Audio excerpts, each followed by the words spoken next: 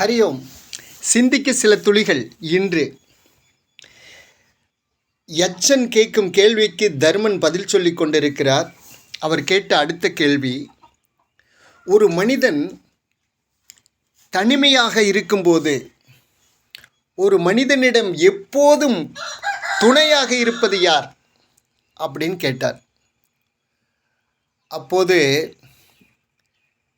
தர்மன் சொல்கிறார், ஒரு மனிதனுக்கு எப்போதும் துணையாக இருக்குவது அவனுடைய தைரியம் மட்டுமே.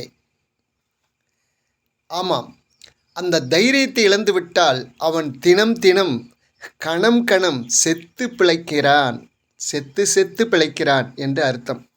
தைரியம் இல்லாதவர்கள் வினாடிக்கு வினாடி செத்து பிழைப்பார்கள். தைரியம் உள்ளவன் எப்போவாவது ஒரு நாள் தான் சாகுவான், அதுதான் கடைசி நாளாக இருக்கும். இந்த தைரியத்தில் 2 விதம் இருக்கிறது. தைரியம், அதே போல் அசட்டு தைரியம். தைரியம்னு சொல்லிக்கிட்டு சில சமயம் முட்டாள்தனமாக நடக்கிறதும் உண்டு. அதை தைரியம்னு சொல்ல முடியாது. உதாரணத்துக்கு ஒரு 3 விஷயம் சொல்லலான்னு நினைக்கிறேன், நீங்களே முடிவு பண்ணிக்கலாம்.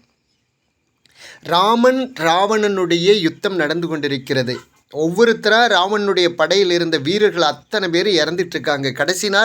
கடைசிக்கு முன்னாடி இந்திரஜித்தை தன்னுடைய படையினுடைய தலைவனாக நியமித்து அனுப்புகிறான். இந்திரஜித் பயங்கர யுத்தம் செய்கிறான். ஆனால் அவர் ஒரு கட்டத்தில் ஓடி வருகிறான், தந்தையே தந்தையே என்று. என்ன இந்திரஜித், என்ன மகனே? தந்தையே, நாம் மனிதர்கள், சாதாரண மனிதர்கள், காட்டுவாசிகள் என்று நினைத்த ராமனும் லட்சுமணனும் சாதாரண மனிதர்கள் அல்ல தந்தையே. நான் அவர்கள் மீது அஸ்திரத்தை ஏவுகிறேன். ஆனால் அந்த பிரம்மாஸ்திரம் அவர்களை போய் வலம் வந்து அவர்களை நமஸ்காரம் செய்துவிட்டு திரும்ப என்னிடமே வந்து சேருகிறது. அவர்களை தாக்க மாட்டேங்கிறது. இதிலிருந்து புரிகிறது, அவர்கள் மனிதர்கள் அல்ல, அவர்கள் ஏதோ தேவர்களில் யாரோ உயர்ந்தவர்களாக இருக்க வேண்டும் என்று நினைக்கிறேன் தந்தையே என்கிறான். உடனே அதை புரிந்து கொள்ளாத ராவணன், ஓஹோ, உனக்கும் பயம் வந்து விட்டதோ, உனக்கும் மரணத்தை பற்றி கவலை வந்து விட்டதோ என்றால் நீ போய் வீட்டில் சேலையை கட்டி கொண்டு வீட்டில் போய் படுத்துக்கொள், நான் பார்த்து கொள்கிறேன் என்கிறான்.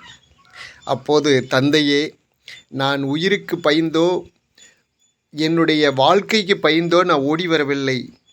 நம் எதிர்காலத்தை நினைத்து, உங்களுடைய எதிர்காலத்தை நினைத்து, இந்த அசுரர்களுடைய எதிர்காலத்தை நினைத்து ஓடி வந்தேன் தந்தையே. ஆனாலும் உங்கள் பேச்சை மீற மாட்டேன். நான் போகிறேன், அவர்களோடு யுத்தம் செய்கிறேன், போகிறேன் என்று சொல்லி போகிறார். அப்போது அம்மா அழுகிறாள், மனைவி அழுகிறாள். ஏனென்றால் இவன் போகிறேன் என்று சொல்லிவிட்டு போகிறான். அதுதான் போகிறான், முடிச்சிடறான். ராவணனுக்கு கடைசி வரையிலும் புரியல, கடைசி நாளும் புரியல. அதனால தான் இறந்தாவன். ஆனால் இதே நம்ம தமிழ்நாட்டினுடைய வரலாறு, சுதந்திர போராட்ட வரலாறு பாருங்கள். வீரபாண்டிய கட்டபொம்மன் என்றால் வீரம், அதாவது அந்த பூமியில் காலை வச்சாலே அவ்வளவு வீரமாக இருக்குமா. ஓடி நாயை கண்டு பயந்து போகிற முயல் கூட அந்த பூமியில் காலை வச்சா எதிர்த்து நிற்குமா, நாயை எதிர்த்து நிற்குமா. அவ்வளவு வீரம் உள்ள பூமிம்பாங்க. அது தைரியம், அது கரெக்டு. ஆனால் அந்த கடைசி நாள், அதிலும் யுத்தத்தில் ஒரு பக்கம் வெள்ளைக்காரன் ஆயிரக்கணக்கான வீரர்களோடு பீரங்கியை முன்னாடி நிறுத்தி நிற்கிறான். இன்னொரு பக்கம் லட்சக்கணக்கான வீரர்களோடு கட்டபொம்மன் எதிர்பக்கம் நிற்கிறார். அப்போது வெள்ளைக்காரன் யுத்தம் ஆரம்பிக்கிறதுக்கு முன்னாடி சொல்கிறான், ஒரு ஆளுட்டு அனுப்புகிறான், எனக்கு இத்தனை பேர்த்தையும் கொல்லணுமா, அந்த கட்டபொம்மன் மட்டும்தான் எனக்கு தேவை, அவனை கைதியாக சொல்லு, அவன் ஒரு வார்த்தை மன்னிப்பு மட்டும் கேட்க சொல்லு, போதும் நான் விட்டுறேன், இத்தனை பேர்த்தையும் கொல்றதுக்கு எனக்கே கஷ்டமாக இருக்குதுங்கிறான். ஆனால் இதை போய் சொல்கிறான், மன்னிப்பு கேட்க சொல்கிறான். நீங்கள் மட்டும் அவங்ககிட்ட சரணடைஞ்சால் போதும், இத்தனை பேர் ஏன் கொல்லணும், இந்த யுத்தம் எதுக்குன்னு வெள்ளைக்காரன் கேட்குறான்.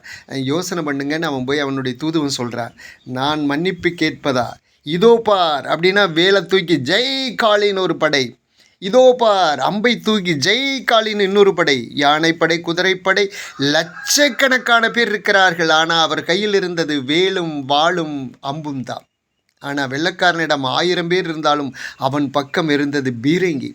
இது எது ஜெயிக்குங்கிற ஒரு விவேகம் நமக்கு இருந்தது.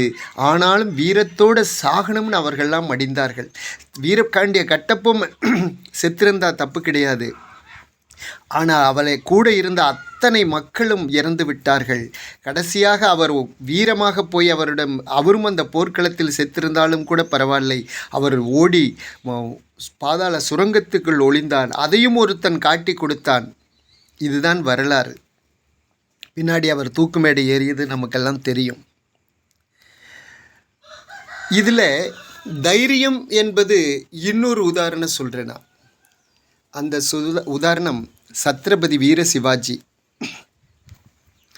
அவனை பிடிப்பதற்காக எத்தனையோ படைகளை அனுப்புகிறார்கள், எத்தனையோ வீரர்களை அனுப்புகிறார். அப்சல்கானை கடைசியாக அந்த பீஜப்பூர் சுல்தான் அப்சல்கானை அனுப்புகிறான். அந்த மலை எலியை எப்படியாவது நீ பிடித்து வா என்று. ஆனால் இவன் லட்சக்கணக்கான படையோடு போகிறான். ஆனால் ஆயிரக்கணக்கான படை தான் சிவாஜி கிட்ட இருக்குது. மலையில் இருக்காங்க, இவன் கீழே இருக்கான். இவன் லட்சக்கணக்கான படை போகும்போது அப்சல்கான் என்ன பண்ணுறான், போகிறப்பவே நிறைய சேதம் பண்ணிட்டு போகிறான். மக்களை எல்லாம் அழிக்கிறான், விவசாயத்தை எல்லாம் அழிக்கிறான், ஆடு மாட்டையெல்லாம் அழிக்கிறான், வீட்டையெல்லாம் இடிக்கிறான், கோயிலையெல்லாம் இடிக்கிறான்.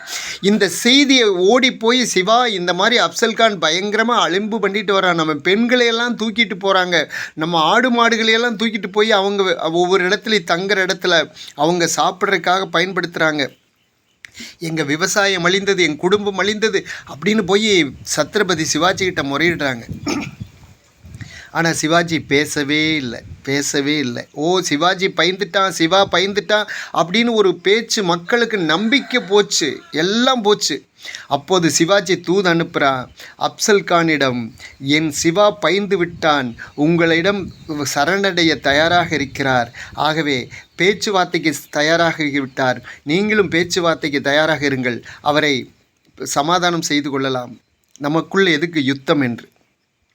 அப்சல்கான் ஆனந்தமாக சிரிக்கிறார். அட பாவி, இவனை பேடியை பிடிக்கிறதுக்கான இவ்வளவு படையோடு வந்த, இவ்வளவு தன்னம்பிக்கை இல்லாமல் நான் என் மனைவிகளையெல்லாம் கொண்டுட்டு நான் இனி வரப்போகிறனோ சாக போகிறனோ திரும்ப வரப்போகிறனோங்கிற எண்ணத்தில் நான் எத்தனையோ காரியங்கள் பண்ணிட்டு வந்துட்டேன்.